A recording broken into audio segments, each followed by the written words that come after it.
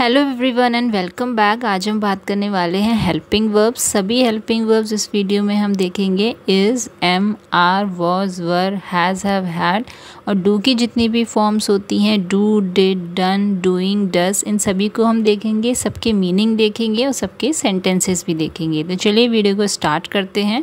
सबसे पहले आता है हमारे इज़, एम, आर। इज़ का मतलब होता है एम का मतलब होता है हूँ और आर का मतलब होता है हैं। ज़्यादा लोगों की बात होती है तो हम आर का यूज़ करते हैं। इज़, एम, आर तीनों ही प्रेजेंट में यूज़ होते हैं। प्रेजेंट के सेंटेंसेस बनते हैं इनसे। जब भी कभी इज़ होगा तो यानी कि हम प्रेजेंट में बात कर रहे हैं और वॉज होगा तो हम पास्ट में बात कर रहे हैं। ही, शी, इट के साथ इज़ का यूज़ होता है और एम का यूज़ होता है आई के साथ। एम एक स्पेशल हेल्पिंग वर्ब है जो सिर्फ आई के साथ ही यूज़ होता है और आर यूज़ होता है वी, यू, दे, इन सभी के साथ आर का यूज़ होता है। तो चलिए देखते हैं इससे जुड़े कुछ सेंटेंसेस।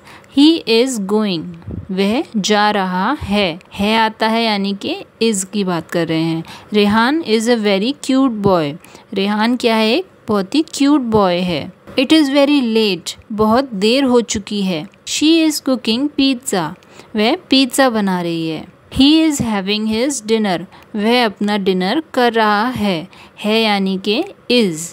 सभी सेंटेंसेस प्रेजेंट में होंगे क्योंकि हम इज़ की बात कर रहे हैं। अब आते हैं हम एम पर। एम यूज़ होता है आई के साथ। आई एम अ बॉय, मैं एक लड़का हूँ। I am going to my grand ma's house, मैं अपनी ग्रैंड माँ के हाउस जा रहा हूँ। चलिए देखते हैं अगला सेंटेंस एम का। आई am going for my dance classes, मैं अपनी डांस क्लासेस के लिए जा रहा हूँ। I am not interested in reading comics, मैं कॉमिक्स पढ़ने में इंटरेस्टेड नहीं हूँ। प्रेजेंट की अपनी कोई बात बतानी हो या अपनी डिसलाइक्स बताने हो या लाइक्स बताने हो या कोई काम आप कर रहे हैं उसे बताना हो, वहाँ पर हम यूज़ करते हैं एम का। एम का यूज़ हम आई के साथ ही करते हैं। ये एक स्पेशल हेल्पिंग वर्ब आप कह सकते हैं, ये किसी और के साथ यूज़ नहीं होता है। अब हम बात करते हैं आर की। आर का यूज़ होता है यू, वी, दे के साथ। इन सभी के साथ हम आर का यूज़ करते हैं। आर का मतलब होता है हैं। सब्जेक्ट अगर प्लूरल है तो उसके साथ हम यूज़ करते हैं आर का, जैसे कि यू आर हैप्पी, तुम खुश हो। दे आर स्टूडेंट्स, वे विद्यार्थी हैं यानी कि वे स्टूडेंट्स हैं यानी कि आर। वी आर ट्रैवलिंग, हम यात्रा कर रहे हैं। वी आर एंजॉइंग, हम मज़े कर रहे हैं। दे आर गोइंग, वे जा रहे हैं। We are doing our work, हम अपना काम कर रहे हैं। ये हमने की प्रेजेंट की बात। अगर हमें पास्ट की बात करनी है तो इज़, एम, आर की जगह हम यूज़ करते हैं वॉज और वर का। वॉज का यूज़ हम करते हैं ही, शी, इट और आई के साथ। इन सभी के साथ वॉज का यूज़ होता है और यू, वी, दे के साथ हम यूज़ करते हैं वर का। आई वॉज गोइंग, मैं जा रहा था। पास्ट की बात होगी तो हम यूज़ करेंगे वॉज का। शी वॉज कमिंग, वह आ रही थी। He was writing a letter yesterday evening, वह कल शाम को पत्र लिख रहा था। ऐसे ही एक और सेंटेंस देखते हैं। While she was dancing he was singing, जब वह डांस कर रही थी तो वह गाना गा रहा था। इट के साथ भी हम वॉज का यूज़ करते हैं। It was a wonderful day, वह एक अद्भुत दिन था। इट का यूज़ कई तरीके से होता है, जैसे कि नॉन लिविंग चीज़ों के लिए इट का यूज़ होता है। ऐसे ही इन्फेंट्स के लिए भी इट का यूज़ होता है, यानी कि जो नवजात बच्चे होते हैं उनके लिए इट का यूज़ किया जाता है।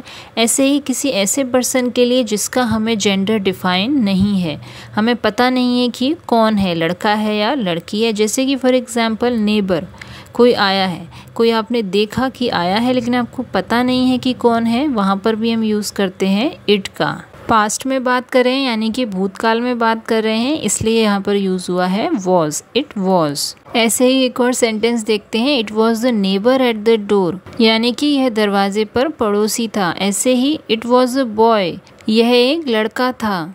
अब हम देखते हैं वर। वर का यूज़ होता है यू, वी और दे के साथ। यू वर हैप्पी, तुम खुश थे। दे वर कमिंग, वे आ रहे थे। प्लूरल की बात होगी तो वहाँ पर हम यूज़ करेंगे वर का। वी वर ट्रैवलिंग, हम यात्रा कर रहे थे। वी वर एंजॉइंग, हम मज़े कर रहे थे। वी वर प्लेइंग, हम खेल रहे थे। दे, वी और यू के साथ यूज़ होता है वर का। अब हम आते हैं हैज़ हैव हैड पे। ये क्या है, हैव की फॉर्म्स होती हैं। हैज़ हैव हैड का यूज़ दो तरीके से होता है, पास कुछ है के सेंस में, आपके पास कार है, घर है, इस तरीके से हैज़ हैव हैड का यूज़ होता है। और दूसरा यूज़ होता है कोई काम आप कर चुके हैं, कोई काम आप कर चुके हैं या कोई काम हो चुका है उससे बताने के लिए हम यूज़ करते हैं हैज़ हैव हैड का। सबसे पहले देखते हैं has. He has a new phone, उसके पास नया फ़ोन है। ही हैज़ 2 किड्स, उसके 2 बच्चे हैं। He has finished his work, उसने अपना काम फिनिश कर लिया है। काम फिनिश कर लिया यानी कि काम पूरा कर लिया है, इसके लिए यूज़ हुआ है हैज़ का। She has found the car keys, उसे कार की चाबी मिल गई है या उसने कार की चाबी ढूंढ ली है। नेक्स्ट आते हैं हैव पर। आई हैव अ डॉग, मेरे पास एक कुत्ता है, यानी कि पास कुछ है का सेंस आ रहा है, इसलिए यहाँ पर यूज हुआ है have. I have some old coins, मेरे पास कुछ पुराने सिक्के हैं। I have delivered the parcel, मैंने पार्सल डिलीवर्ड कर दिया है या मैं पार्सल डिलीवर्ड कर चुका हूँ, कोई काम कर चुका हूँ, इसलिए भी हम क्या यूज़ करते हैं हैव का। ये यूज़ होता है परफेक्ट टेंस में। I have finished the writing work, मैंने लिखने का काम पूरा कर लिया है। They don't have a car, यानी कि उनके पास कार नहीं है या वो कार ओन नहीं करते हैं। पास कुछ है या पास कुछ नहीं है, दोनों के लिए क्या यूज़ होता है हैव का।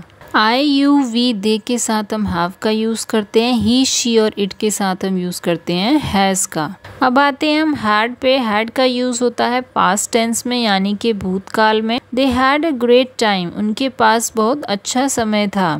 I had not seen him for 15 years, मैंने उसे 15 सालों से नहीं देखा था। I had a good idea, मेरे पास एक अच्छा विचार था। I had a hard time, मेरे पास कठिन समय था। कोई चीज़ आपके पास थी, उसके लिए हम यूज़ करेंगे हैड का। I had completed my work, मैंने अपना काम पूरा कर लिया था। कोई काम आप पास्ट में कर चुके थे, उसे बताने के लिए हम यूज़ करते हैं हैड का। I had never seen it, मैंने इसे कभी नहीं देखा था। I had lost my watch, मैंने अपनी घड़ी खो दी थी। ये थे हैज़ हैव हैड। अब हम आते हैं डू डज डिड पर, यानी कि डू की फॉर्म्स पर, जिसमें आते हैं do did done doing does. Do यानी कि करना, किसी काम को करना, उसके लिए यूज होते हैं डू की forms. I do my work properly, मैं अपना काम ठीक से करता हूँ। आई डू एक्सरसाइज, मैं एक्सरसाइज करता हूँ। Do this work with concentration, इस काम को एकाग्रता से करो। डू whatever you want, जो तुम चाहते हो वो करो।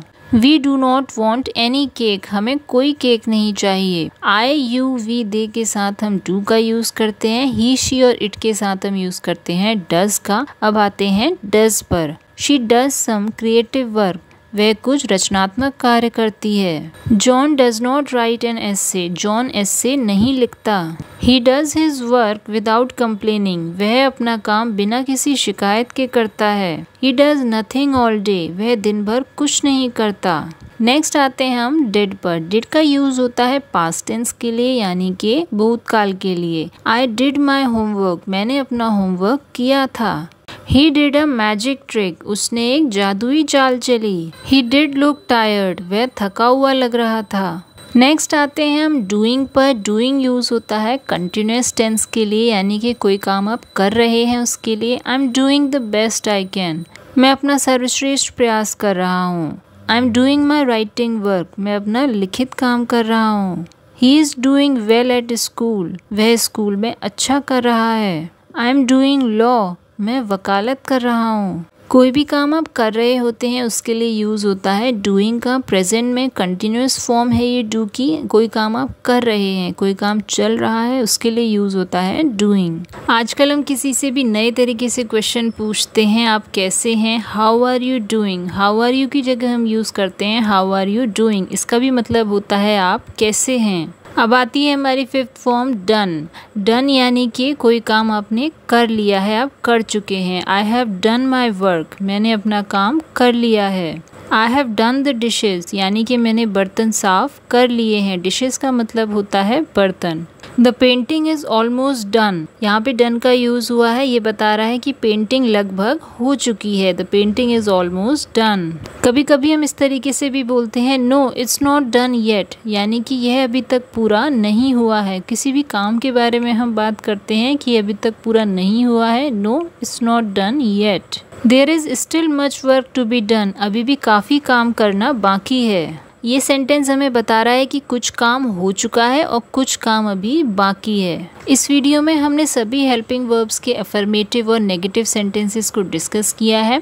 आई होप जितने भी हेल्पिंग वर्ब्स हैं आपको इन सब के मीनिंग, इनके सेंटेंसेस क्लियर हुए होंगे, किस तरीके से इनका यूज़ होता है सेंटेंसेस में, किस तरीके से इनके सेंटेंसेस बनते हैं, ये सब आपको बिल्कुल क्लियर हुआ होगा। अगर ये वीडियो आपको पसंद आई है तो like this video, subscribe the channel and share with your friends.